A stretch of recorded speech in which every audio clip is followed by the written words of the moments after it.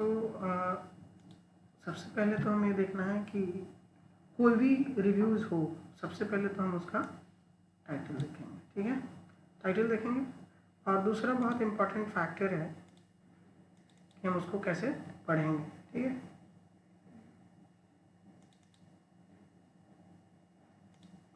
ठीक है, ये हो गया, ठीक। तो सबसे पहले हमें जो करना है वो ये करना है कि सबसे पहले तो ये है मॉलिक्यूलर कंपोनेंट एसोसिएटेड विथ। अब सबसे पहले तो ये देखो कि तुम्हें ये कैसा लग रहा है, ठीक है। Molecular component associated with the regulation of flavonoid biosynthesis. इससे पता चल रहा है कि इसमें फ्लेवोनॉइड बायोसिंथेसिस में कौन कौन से मॉलिक्यूलर कंपोनेंट हैं वो इम्पोर्टेंट है, ठीक है। तो सबसे पहले हमें एब्स्ट्रैक्ट पढ़ना होता है, ठीक है, रिव्यूज़ में। उसके बाद सबसे पहले एब्स्ट्रैक्ट पढ़ने के बाद सबसे पहले कोई भी रिव्यूज़ अगर आप खोले हो, ठीक है, सबसे पहले कुछ मत पढ़ो, सबसे पहले एब्स्ट्रैक्ट पढ़ो और उसके मॉडल देखो, ठीक है, जो भी वो मॉडल दे रहे हैं, ठीक। और मॉडल देखने के बाद सबसे इम्पॉर्टेंट फैक्टर है कि वो कंक्लूड क्या करना चाह रहे हैं, वो कंक्लूजन क्या देना चाह रहे हैं, ठीक। तो जो भी कंक्लूजन देना चाह रहे हैं वो सबसे लास्ट में होगा, ठीक है। ऑस्मोटिक स्ट्रेस, सारे फैक्टर्स वो बता रहे हैं, ठीक है। बायोटिक स्ट्रेस, एबायोटिक स्ट्रेस, सारे mRNAs कैसे उसको कर रहे हैं। तो पूरा जो है कंक्लूजन एंड प्रोस्पेक्टिव, ये बहुत इम्पोर्टेंट फैक्टर है किसी भी रिव्यू आर्टिकल को देखने के लिए।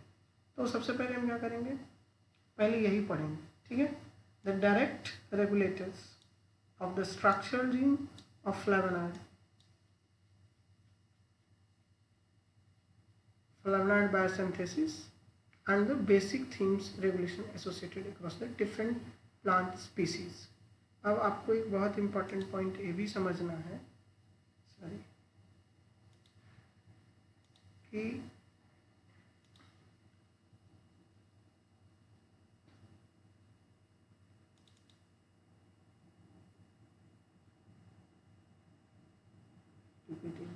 खुला था,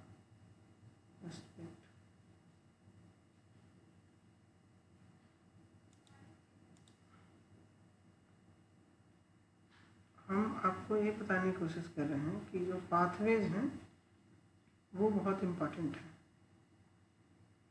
तो आपके पाथवे का ज्ञान जो है बहुत ज़रूरी है, वो आपके पास होना चाहिए। फ्लेवोनॉइड पाथवे,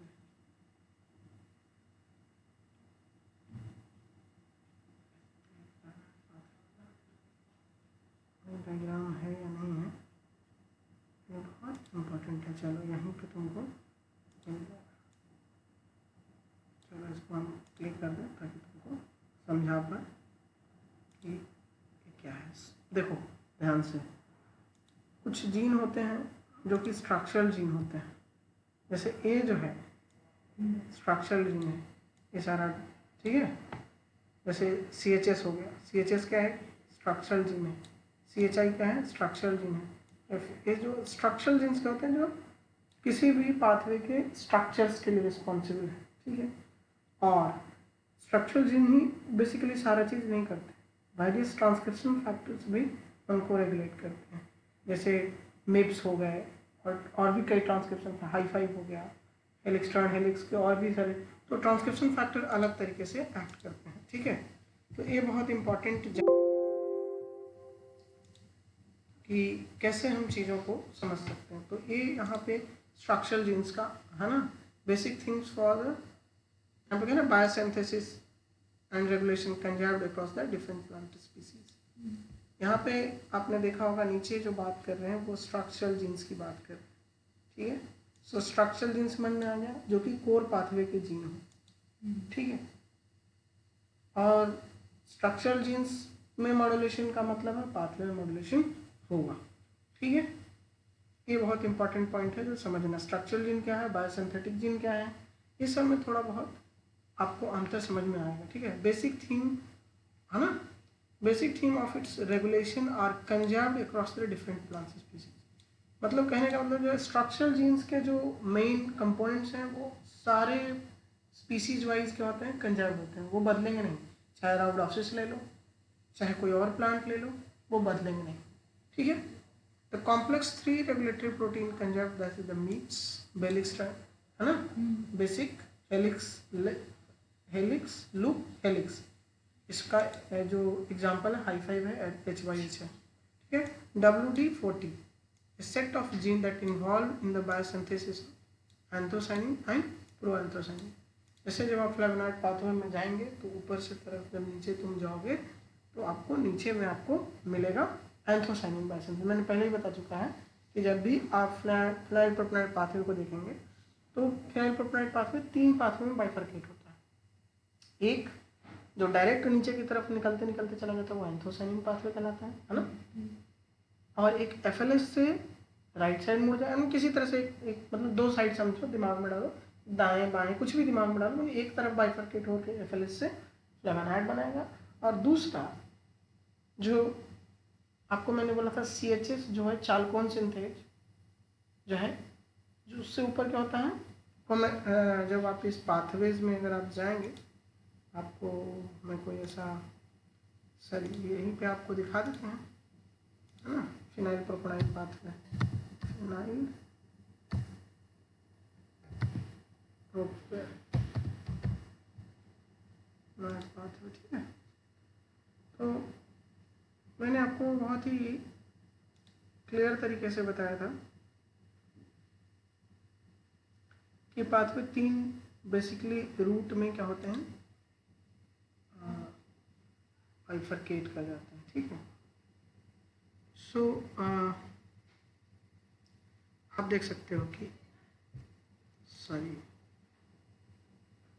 देखो यहाँ पे ये है फिनाइल, ये जो है कुमारिक एसिड यहाँ से, ठीक है, ये कुमारिक एसिड एक पाथवे चला जाता है जो कि लिग्निन बायोसिंथेसिस में पहुँच जाता है, ठीक है। ये फ्लेवोनॉइड बायोसिंथेसिस में FLS जो है CHI CHS F3H से करते हुए ये कहाँ बनाता है, जा करके आपको बनाता है। तो एक बनाता है फ्लेवोनॉइड, एक बनाता है एंथोसाइनिन और एक बनता है लिग्निन।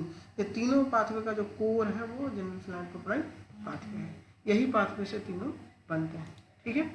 तो ए पाथवे से हमारा जो है बेसिकली रिस्पॉन्सिबिलिटी यहाँ पे ये बताने की कोशिश की जा रही है कि अब 2 तरह के रेगुलेटर्स हो सकते हैं, या तो पॉजिटिवली रेगुलेट करें या तो नेगेटिवली रेगुलेट करें। तो आप ये समझ में आया ना, एंथोसाइनिन कहाँ से आ रहे हैं, बेसिकली ये प्रोडक्ट है फिनाइल प्रोपेनाइड पाथवे का, ठीक है। Another type of MIPS transcription factor directly regulates the different set of gene usually committed to the flavonoid biosynthesis that is WD40 and independent manner. The involvement of the transcription factor finally tune the regulation of phenyl flavonoid biosynthesis. अब देखिए यहाँ पे negative regulation often by MIPS and this transcription factor. कहने का मतलब क्या है कि अगर MIPS अगर होंगे तो ये सारे जो पाथवेज हैं खास करके फ्लेवोनॉइड कम बनेंगे, जहाँ MIPS बहुत होंगे वहाँ पे फ्लेवोनॉइड कम बनेंगे, ठीक है। तो नेगेटिव रेगुलेशन से आप क्या समझते हैं कि अगर वो होगा तो उसके कारण नेगेटिव रेगुलेशन साफ है कि नेगेटिव इम्पैक्ट पड़ेगा उस पर। तो अगर ये होगा तो उसका प्रोडक्ट कम बनेगा, ठीक है। तो फ्लेवोनॉइड कम बनेंगे जब MIPS होंगे, या हाई फाइव और बेसिक जो हेलिक्स लूप हेलिक्स जो ट्रांसक्रिप्शन फैक्टर्स हैं वो अगर होंगे तो वो नेगेटिवली रेगुलेट करेंगे ना। फर्दर एड्स जैसे सेवरल माइक्रो RNA हैं, वो भी क्या करते हैं, कोई जैसे माइक्रो RNA 858 जो है पॉजिटिवली रेगुलेट करता है, कुछ अलग माइक्रो RNA हैं जो फ्लेवोनॉइड बायोसिंथेसिस को नेगेटिवली भी रेगुलेट कर सकते हैं, पॉजिटिवली रेगुलेट कर सकते हैं, तो डिपेंड करता है उनके नेचर्स पे। तो माइक्रो RNA भी समहाउ फ्लेवोनॉइड बायोसिंथेसिस को रेगुलेट करते हैं। Several exogenous and endogenous cues modulates flavonoid biosynthesis either by modulating the expression and regulation of a few regulatory factors, that is the Hi5 and B-box protein, have been identified directly regulates the transcription factors in flavonoid biosynthesis in light signaling. The signaling cues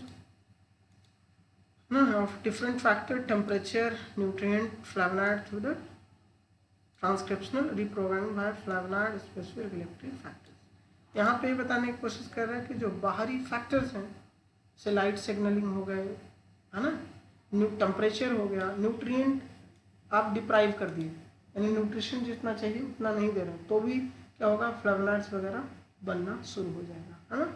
biosynthesis through the transcription factor, है ना, MIPS transcription factor can regulated by post translational modification. Post translational modification आप पढ़े होंगे, है ना, such as phosphorylation, dephosphorylation, acetylation, alkylation, बहुत सारे होते हैं। तो ये पोस्ट ट्रांसलेशनल मॉडिफिकेशन से क्या होते हैं कि MIPS रेगुलेट होते हैं, ठीक है। ये बहुत इंपॉर्टेंट पॉइंट है जो कि हमें जानना चाहिए, ठीक है। फिर flavonoid biosynthesis different cues lead to the identification of molecular player involved in the regulation of direct regulator such as the structure gene of flavonoid. However, a detailed picture of the structural transduction machinery originating from different signals complete. Further, in a natural setting, the plant remain far for complete. Further, in natural setting, the plant remain constantly exposed by the different factors. Therefore, it's important to study the crosstalk of different exogenous and exogenous cues in considering flavonoid biosynthesis. As a few regulator and mechanisms involved in transcription and post-translation regulation, that's इन्होंने बोला epigenetic regulation भी होता है, और provide an opportunity for functional studies, अभी बता रहे हैं, further functional studies involving the transgenesis, mutant analysis, protein interaction, DNA protein interaction। और ये बहुत ही इम्पोर्टेंट, बहुत ही क्रिस्प इन्होंने लिखा है, जिसका क्या मतलब हुआ ये समझो। कह रहा है फॉर फंक्शनल स्टडीज, अगर आप इसको फंक्शनली एनोटेट करना चाहते हैं कि कैसे ये मतलब जो क्यूज है, डिफरेंट क्यूज हैं, चाहे लाइट हो, टेम्परेचर हो, स्ट्रेसेस हो, ये कैसे ये पाथवेज को रेगुलेट करते हैं। अगर फंक्शनल एनालिसिस करना है तो आपको ट्रांसजेनिक्स बनाने पड़ेंगे, म्यूटेंट्स के एनालिसिस करने होंगे, है ना, एंड प्रोटीन इंट्रैक्शंस देखने होंगे।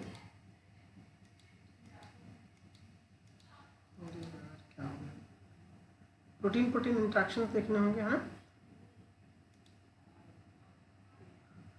प्रोटीन इंट्रैक्शन देखने पड़ेंगे। डिटेल एक पिक्चर आपके दिमाग में होना चाहिए कि कैसे ये पाथवे आपस में एसोसिएट हो रहे हैं और ये फैक्टर्स कैसे इन्हें रेगुलेट कर रहे हैं।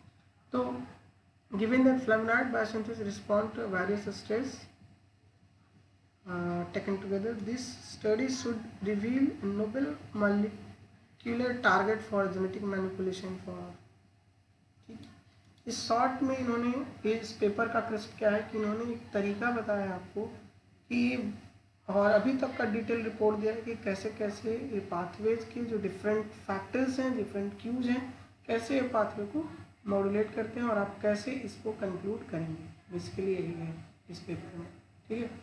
तो इस जब आप किसी भी रिव्यूज़ को पढ़ते हो तो सबसे पहले आप उसकी हेडिंग पढ़ो, एब्स्ट्रैक्ट देखो, या हेडिंग पढ़ के कंक्लूजन पढ़ के एब्स्ट्रैक्ट पढ़ो, लेकिन एब्स्ट्रैक्ट जरूर पढ़ो। एब्स्ट्रैक्ट और कंक्लूजन पढ़ोगे तो आइडिया हो जाएगा कि पेपर किस बारे में बात कर रहा है, ठीक है। तो ये बहुत इंपॉर्टेंट दो फैक्टर्स हैं, उसके बाद ही आपको पेपर समझ में आएंगे, ठीक है। इन्होंने बहुत क्लियर इसी में पूरा अच्छे से कर दिया होगा कि आपको क्या इस पेपर का एब्स्ट्रैक्ट का मतलब कहते हैं क्रिस्प, इन्होंने क्या कहना चाहा है, ठीक है। Role in the plant. Beside these compounds have been associated with several health benefits, है ना। Temperature, light, phytohormones have been reported as a modulators for biosynthesis and accumulation of flavonoid. Thus, multiple hormone and stress signaling pathway involved in the regulation of gene expression associated with this pathway. The transcriptional regulator belong to the MIPS and basic loop helix loop helix family transcription factor, as well as documents as structural gene associated flavonoid biosynthesis. Recent study also suggests that some of these factors are regulated by molecular component and hormone signaling path, है ना, adapter protein transcription activator and repression by recruitment of coactivator and corepressor. एक अलग term है जिसे आपको जानना का बहुत ज़रूरी है। किसे कहते हैं को एक्टिवेटर? को एक्टिवेटर का मतलब क्या हुआ कि अगर कोई एक कंपोनेंट ऑलरेडी नोन है कि वो एक्टिवेट कर रहा है, तो वो साथ साथ को एक्टिवेटर मतलब कि हम अगर एक्टिवेट हो रहे हैं तो हम दूसरे को भी एक्टिवेट कर रहे हैं और साथ साथ एक्टिवेट हो रहे हैं, तो इसे कहें को एक्टिवेटर, है ना। ऐसे फ्रेंड्स भी होते हैं कि जिनके साथ रहो तो पॉजिटिव रेगुलेशन देते हैं। को एक्टिवेटर मीन्स पॉजिटिव रेगुलेशन, मतलब अगर हम बढ़ रहे हैं तो वो भी बढ़ेगा, और को रिप्रेसर का मतलब अगर हम घट रहे हैं तो वो भी घट रहे हैं।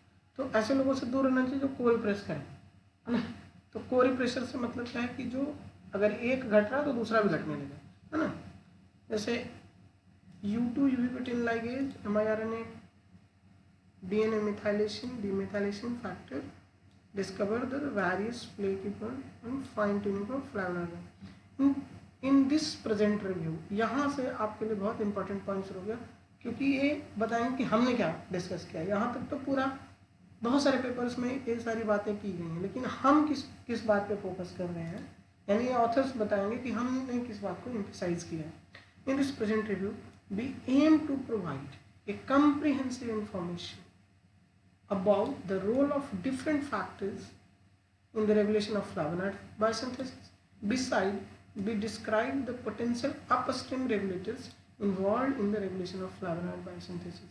अब ये बहुत important फैक्ट होगा, व्हाट इज अपस्ट्रीम रेगुलेटर्स। कोई भी जीन होते हैं तो जीन का जो राइट हैंड साइड की तरफ आप बढ़ोगे तो वो डाउन स्ट्रीम कहलाएंगे, अपस्ट्रीम कहलाएंगे। Right side, right side.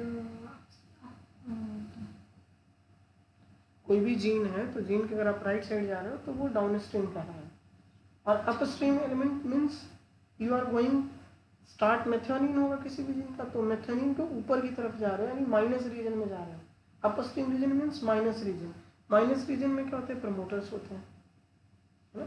Promoters क्या होता है, प्रमोटर पे क्या होता है, कोई भी ट्रांसक्रिप्शन फैक्टर आके प्रमोटर पे बाइंड करता है, पढ़े हो ना ट्रांसक्रिप्शन। तो ट्रांसक्रिप्शन क्या करता है, ट्रांसक्रिप्शन फैक्टर आके प्रमोटर साइड पे बाइंड करता है, तो इस प्रमोटर पर एक्ट करके चीज़ों को बढ़ा भी सकता है और घटा भी सकता है, इसीलिए ट्रांसक्रिप्शन फैक्टर को मॉड्यूलेटर्स कहते हैं।